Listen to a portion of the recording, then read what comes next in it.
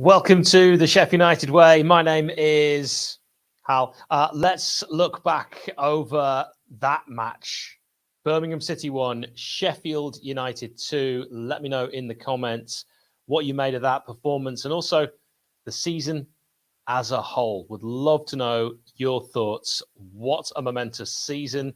A points total high as well. But we'll talk about that for the championship. So we'll begin at the start. Always makes sense. Birmingham City, Sheffield United. We saw 5 changes for the Blades. Adam Davies in goal. Stevens at left wing back after Lowe was injured at Huddersfield. Fleck and Doyle came into the midfield from the off with McBurney up top. A number of interesting names from the youth setup on the bench. Asula, he is so cooler. Brooks, who of course we haven't really seen since that fantastic display against Tottenham at home, and Bayabu.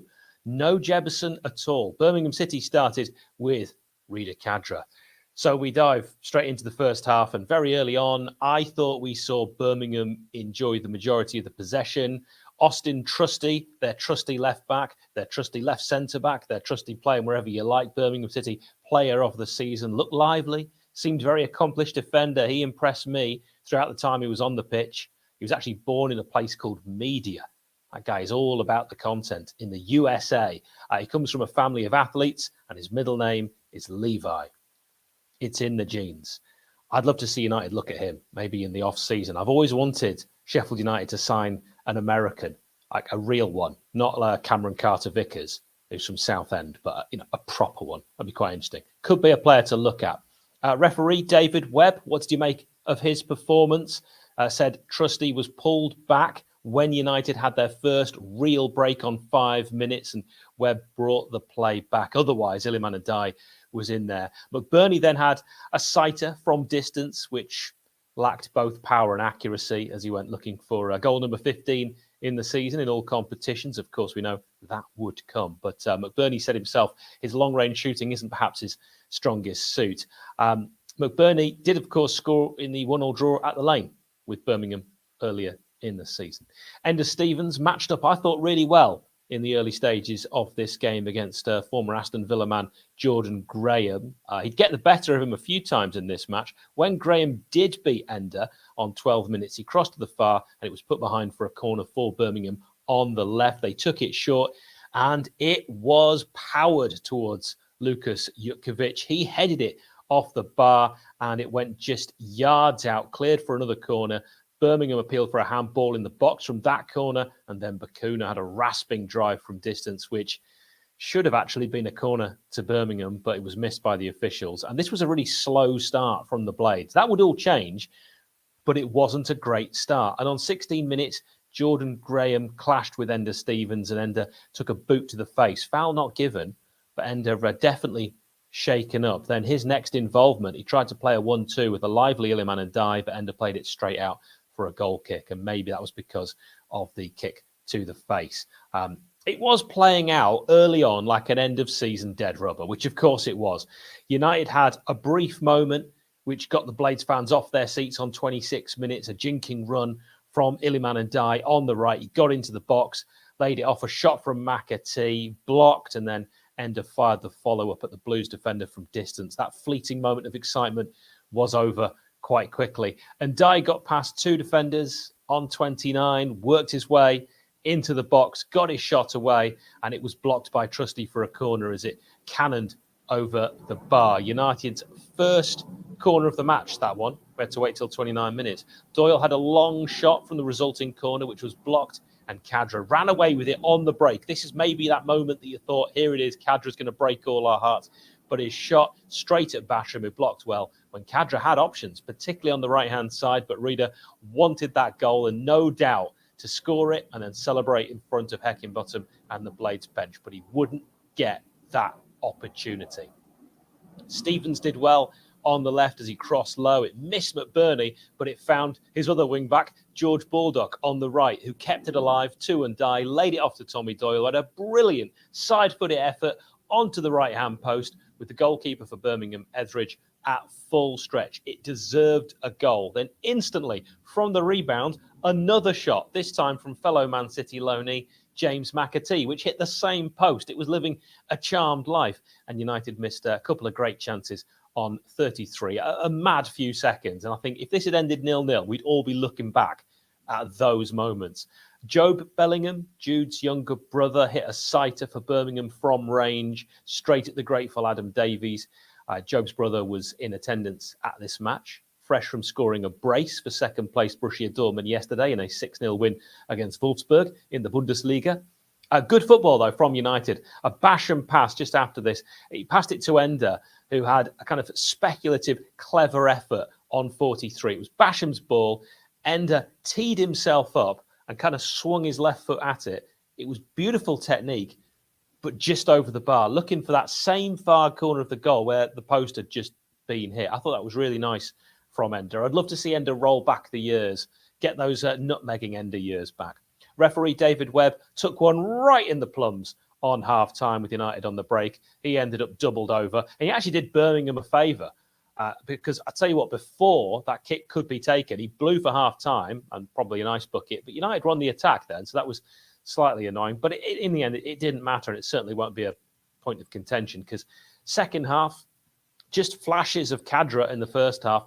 He was involved right from the off in the second, working his way into the box, Egan stopping him with a great tackle. Khadra appealed for the most optimistic of optimistic penalties, but only Sheffield Wednesday get those. Baldock hurt on 47, a ball over the top. George went for it, and Emmanuel Longello caught him as he was clearing it, Longello. It was a nasty one.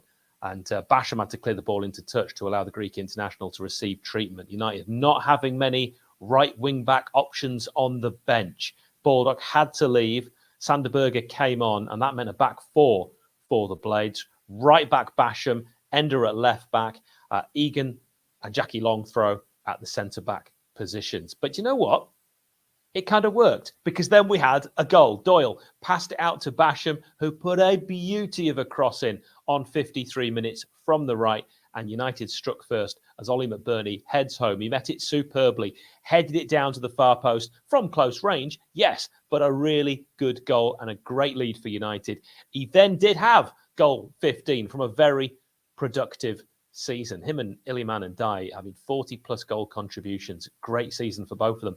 United wouldn't let up. Another goal on 56. Robinson fired one over the top to Ndiaye, who outraced his man, took it past the on-rushing keeper, and it fell nicely to James McAtee, who couldn't miss. 12 assists this season in all competitions for Iliman Ndiaye. And if that's the last time we see James McAtee in a Blade shirt, it was a fitting way to bow out. Never fall in love with a lone player. Far too late. Asula on 57, replacing McBurney. His race was won, and he did really well, I thought, McBurney in this game. Sharp also on at the same time, looking for goal 250, replacing McAtee. It was going to be a frustrating day, but United were in control and looked that way, bizarrely, after losing Baldock and going to a back four. And it's not the first time we've looked better when changing formation this season. Berger on 64 should have scored. If we'd ended up drawing this game, this is the moment I'd have looked back on. He fired straight at Birmingham City goalkeeper Etheridge from 6 yards out after taking the pinpoint pass from Ender Stevens. Berger simply had to score. Khadra went off for Birmingham, and United fans, we could all breathe that sigh of relief. He didn't come back to haunt us, as former players often do, and actually was largely ineffectual. Asula on 70, fired across the face, but could have played in Billy Sharp after a ball over the top was misjudged by Birmingham substitute defender Mark Roberts. Harley Dean caught live wire and Ndiaye late on 70 minutes, and he saw a yellow card. Paul Heckingbottom was furious with this challenge, I remember, from Harley Dean. It was a late lunge and needless as well, as Ndiaye was on the byline. But, you know, the thing is with Iliman Ndiaye, because he's got all the skills, all the tricks, sometimes he can frustrate lesser players. And I think that's what happened with former Wednesday man Harley Dean. Just a bit of a hack, totally needless, and a free kick to United, which the Blades turned into a corner after clever hold-up play from the very strong Iliman Ndiaye.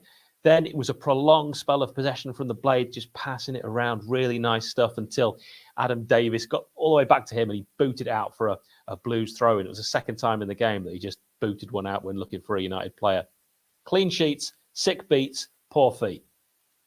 73 minutes, we saw the introduction of Ollie Norwood replacing 31-year-old John Fleck, and Jilly Bayabu got his Blades debut on for the impressive, I thought, Ender Stevens. Let me know if you agree. Bayabu can play left back, left wing back, or left midfield, a signing from non-league Hornchurch back in the winter of 2021. He's been on the Blades first team bench before, but this was his first time actually getting a real taste of first team football. We saw a goal for Birmingham City. Hannibal to Roberts. He met the cross, headed it back on 79 minutes across the face, and Dion Sanderson, who rejected a move to Sheffield United before signing for Birmingham, fired an unstoppable shot, volleyed side-footed into the back of the onion bag.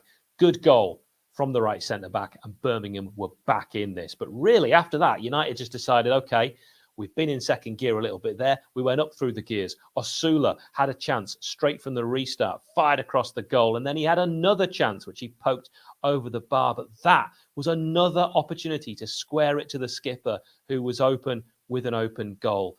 Twice Billy was looking at him, begging for the pass. Osula looked desperate for a goal himself. You know what? A striker with a striker's instinct is probably something Billy Sharp can't argue with. Others could say, though, Osula was naive. He should have found Billy with at least one of his three chances rather than go for goal. I think two of the three were quite tight angles. He did demonstrate his strength, though, in this cameo appearance, but his finishing and his passing a little bit offline. Doyle had a chance blocked on 82 following a pass from Sander Berger. He could have hit it first time, Tommy Doyle. He was just on the right of goal, but he waited just a fraction too long, and then the block came in, and it was a United corner. It was a good response, though, after conceding. Doyle had sort of made his way onto the right-hand side at times since the change, and he crossed a ball looking for Billy, but Sanderson blocked, denying Sharp that 250th, that elusive 250.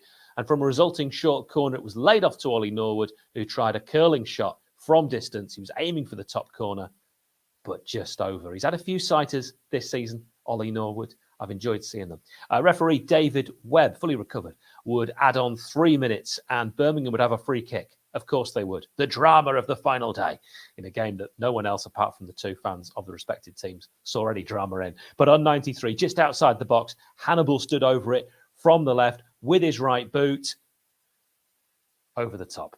That was it. United end on a win. All the goals coming in the second half. The game meant we'd played away from home in the league on every day of the week this season. 91 points for Paul Heckingbottom's Blades. We finished with 90 in the 2005-06 season under Neil Warnock. And when we last went up under Chris Wilder, we finished with 89 points. So let's go through the comments. Watching them videos on Twitter feels like a goodbye to a few of the lads. Will it be a goodbye to some of the stalwarts? Charlotte saying good and confident win, a good way to show the new young talent available too. We've got Dane saying good season, best points total. Yep, absolutely right. As I just mentioned there, Danny says nice to end the season on a positive note, a win, a fair performance. Let's bring on next season. Could be a slightly different lineup. Then again, we might go into the Premier League with a very similar lineup. It really does depend on what contracts we can get renewed and if there's going to be any investment. Thank you for the amazing season, Sheff United way. All your hard work is appreciated, the Blade 83 saying. Well, thank you for saying that, because it is a lot of work. Nice end to a great season, says Sekid Rook. Simon going with great win. Good to see some of the young uns on show. Shame Billy didn't get that elusive 250. It really is. Will he finally get that goal in the Premier League on the opening day? Just like Bournemouth, could be amazing. Matt saying, up them Blades. I thought it was such a good way to finish the season. And many people agreeing about the shame for Billy. As I say, he did have the opportunities to actually get that if the ball had been squared. Will he be a squad player next season?